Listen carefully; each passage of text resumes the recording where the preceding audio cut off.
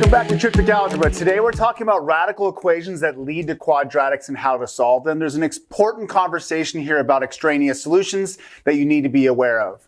Here we have a radical equation. We have the square root of x plus 78 equals x plus 6. What we're first going to do is raise both sides to the second power, or square both sides, in order to get rid of this square root.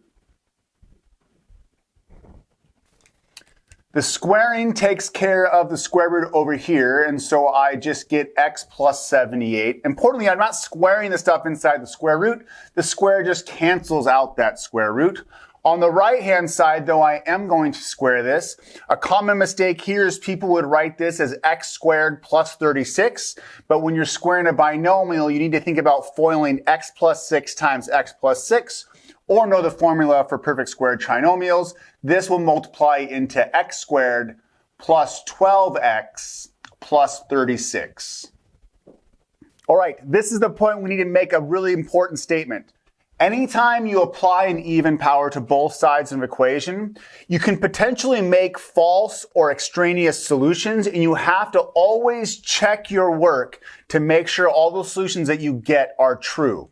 Without getting too deep into it, the squaring of both sides of an equation is actually not a bijective operation, meaning the solutions to this equation might not be identical to the solutions of this equation. It's not a big deal though. You just need to solve the remaining equation and check your work at the end, and we'll show those steps. So I now have a quadratic equation because of my quadratic term right here. I'm going to set one side equal to 0 and then solve by factoring. So I'm going to subtract 1x from both sides, and I'll subtract 78 at the same time.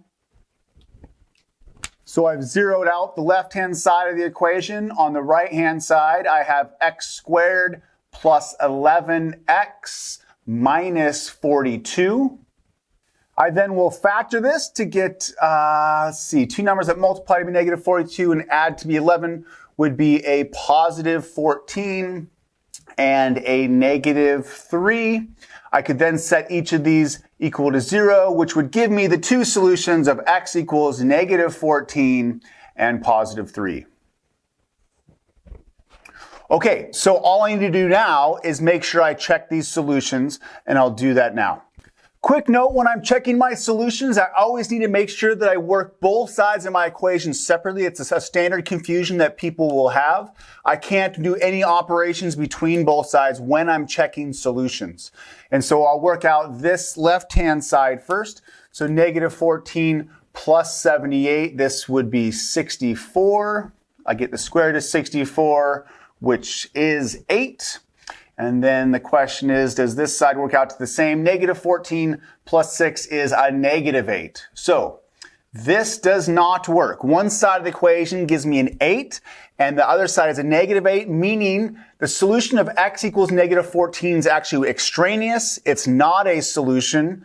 Let's check x equals 3. First is 3 plus 78 is 81. So this is the square root of 81, which we know is 9.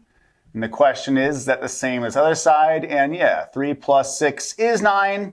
So there we have that x equals 3 does work in our equation. X equals negative 14 doesn't. So we reject this solution. The only solution to this equation is that x equals 3.